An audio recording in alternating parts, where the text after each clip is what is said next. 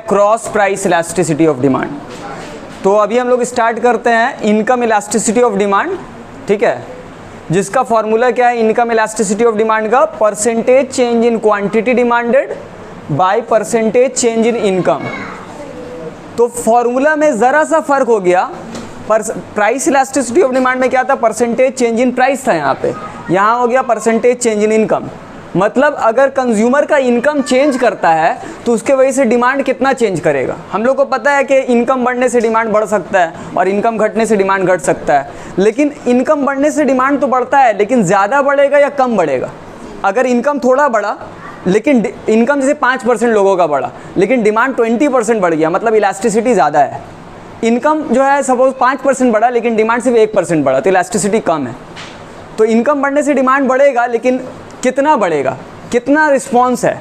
तो इसका भी डेफिनेशन वैसे ही कुछ है, income elasticity of demand refers to the degree of responsiveness of quantity demanded of a commodity to a change in income of a consumer. अगर consumer का इनकम चेंज हो रहा है तो क्वांटिटी डिमांडेड कितना रिस्पॉन्ड कर रहा है, ज़्यादा रिस्पॉन्ड कर रहा है या कम रिस्पॉन्ड कर रहा है, डिमांड ज़्यादा चेंज कर रहा है या कम चेंज कर रहा है। तो इसको हम लोग कहते हैं इनकम इलास्टिसिटी ऑफ डिमांड। तो कंसेप्ट लगभग पूरा सेम है, सिर्फ प्राइस की जगह इनकम चेंज हो रहा है। बात समझ में आ रहा है? तो ये हुआ इनकम इलास्टिसिटी ऑफ डिमांड। और यहाँ पर भी वही कंसेप्ट है, अगर डिमांड ज़्यादा चेंज करेगा इनकम के कंपैरिजन में तो इलास्टिसिटी ज़्यादा है, अगर डिमांड कम चेंज करेगा तो इलास्टिसिटी कम है। मतलब डिमांड ज़्यादा चेंज करेगा इनकम के कंपैरिजन तो इलास्टिक डिमांड है, इनकम इलास्टिक, और अगर डिमांड कम चेंज कर रहा है तो इनकम इन इलास्टिक डिमांड है। और दोनों बराबर से चेंज कर रहे हैं, मान लीजिए कि ये 10% इनकम बढ़ा है और डिमांड भी 10% बढ़ा है, तो ये क्या हो जाएगा, यूनिटरी इलास्टिक। तो जो प्राइस इलास्टिसिटी ऑफ डिमांड में कंसेप्ट था इसमें भी वही कंसेप्ट है, elastic demand, in elastic demand, unitary elastic demand, same concept यहाँ पर भी है। लेकिन मेन पॉइंट जो यहाँ से हमको बताना है इनकम इलास्टिसिटी ऑफ डिमांड में, वो ये पार्ट नहीं है, ये पार्ट है जो हम यहाँ पर लिखे हैं, इसको हम थोड़ा मिटा दें। देखिए, इलास्टिसिटी तो डायरेक्शन ऑफ चेंज भी बताता है। आपको हम पहले बताए थे कि प्राइस इलास्टिसिटी ऑफ डिमांड हमेशा नेगेटिव होता है। क्यों नेगेटिव होता है? क्योंकि प्राइस और क्वांटिटी डिमांडेड में इनवर्स रिलेशन है, राइट, इनवर्स रिलेशन है। किसी इलास्टिसिटी आपको नेगेटिव होगा या पॉजिटिव होगा, सिंपल रूल ऑफ थंब क्या है कि अगर इनवर्स रिलेशन होता है तो इलास्टिसिटी नेगेटिव होगा, अगर डायरेक्ट रिलेशन होता है तो इलास्टिसिटी पॉजिटिव होगा। एकदम सिंपल है।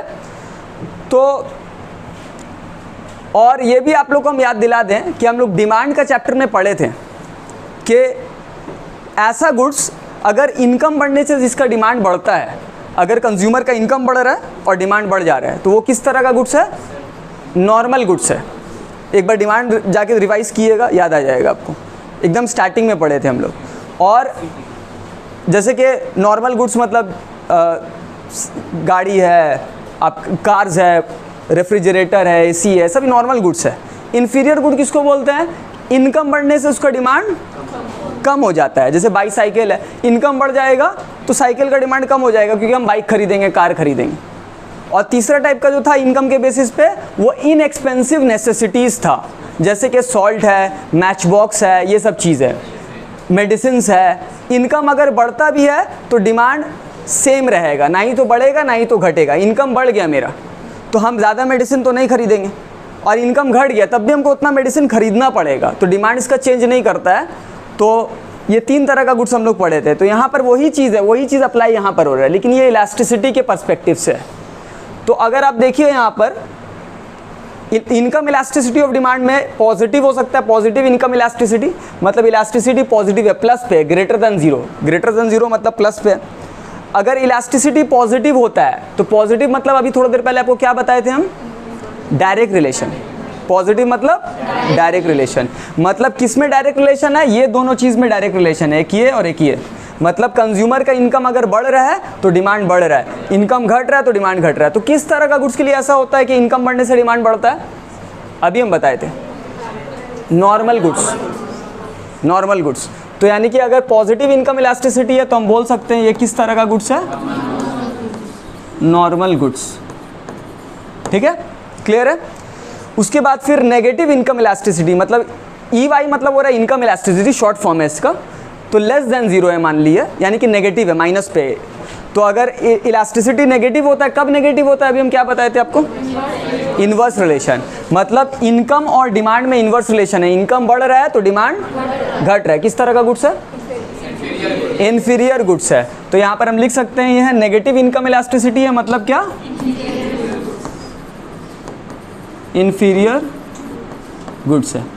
क्लियर है, तीन तरह का पड़े ना, नॉर्मल, इन्फीरियर। अब ये तीसरा है जीरो इनकम इलास्टिसिटी, मतलब इलास्टिसिटी जीरो है, ना ही तो पॉजिटिव ना ही तो नेगेटिव, बल्कि जीरो है।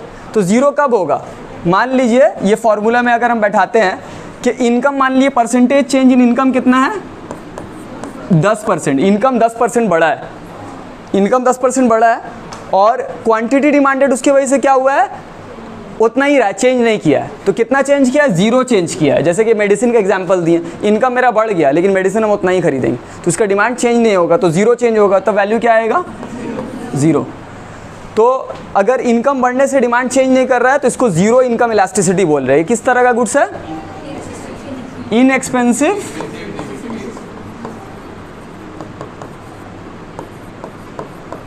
नेसेसिटीज, ठीक है, जिसका डिमांड एकदम चेंज नहीं कर रहा, कोई प्रॉब्लम।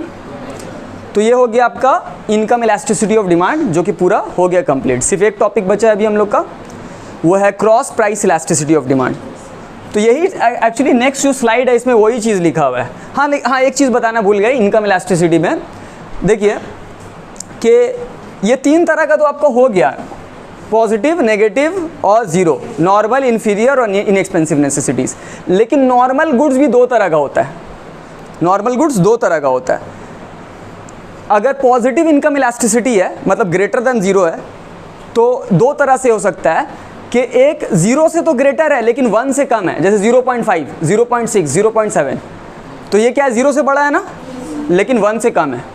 अगर हम बोले वन से बड़ा 1.5, 2, 3, 4, ये क्या है, ये जीरो से ग्रेटर भी है और वन से भी बड़ा है। मतलब जीरो से जो बड़ा, जीरो से ग्रेटर दो तरह से हो सकता है, एक वन से कम और एक वन से ज़्यादा, एक वन से कम और एक वन से ज़्यादा। तो अगर नॉर्मल गुड्स है, इलास्टिसिटी पॉजिटिव है, मतलब नॉर्मल गुड्स है, यहाँ पर आप देख सकते हैं पॉजिटिव, नॉर्मल गुड्स है, इलास्टिसिटी पॉजिटिव है। लेकिन ये नॉर्मल गुड्स जो है दो तरह का होता है, एक नेसेसरी और एक लग्जरी। अभी हम लोग नेसेसरी लग्जरी पढ़े थे ना, factors affecting price elasticity of demand में। इनकम इलास्टिसिटी ऑफ डिमांड में भी वही कंसेप्ट है। अगर इलास्टिसिटी जो है जीरो से ग्रेटर है लेकिन वन से कम है, वन से कम मतलब लेस देन वन, मतलब क्या होता है, इन इलास्टिक डिमांड ना, कम इलास्टिसिटी, लेस देन वन मतलब। तो इन इलास्टिक डिमांड किसका होता है, नेसेसरी गुड्स का। जैसे वेजिटेबल्स के एग्जांपल दिए थे, मेडिसिन का एग्जांपल दिए थे, मेडिसिन का तो एकदम इन इलास्टिक हो जाएगा, लेकिन नॉर्मली अगर इन इलास्टिक बोले, वेजिटेबल्स है, राइस है, आटा चावल है, प्याज है, ये सब चीज़ जो है, इसका प्राइस अगर बढ़ता है तो डिमांड थोड़ा कम होगा, और प्राइस कम होता है तो डिमांड थोड़ा बढ़ेगा, ज़्यादा चेंज नहीं होगा। हमको उतना ही खरीदना है, ज़्यादा चेंज नहीं होगा। तो इसका वैल्यू क्या होता है, लेस देन वन होता है नेसेसरी गुड्स, और ग्रेटर देन मतलब वन मतलब इलास्टिसिटी ज़्यादा है, ठीक है, मतलब प्राइस चेंज होने की वजह से डिमांड बहुत चेंज होगा। गाड़ी का अगर, कार का प्राइस अगर बढ़ जाएगा तो डिमांड बहुत घट जाएगा, ठीक है। तो लग्जरी गुड्स, तो नॉर्मल गुड्स यानी कि दो तरह का है, एक नेसेसरी और लग्जरी। मतलब नॉर्मल मतलब वो प्लस पे होना चाहिए इलास्टिसिटी, लेकिन प्लस पे तो दो तरह से हो सकता है। मान लिए 0 से 1 के बीच में, मान लिए 0.7 है, ठीक है, ये भी प्लस पे है ना, माइनस है क्या यहाँ पे, नहीं। और एक है मान लिए 1.8 है, तो ये 1 से ज़्यादा है और ये 1 से कम है। 1 से कम हुआ तो नेसेसरी और 1 से ज़्यादा हुआ तो लग्जरी। क्लियर है।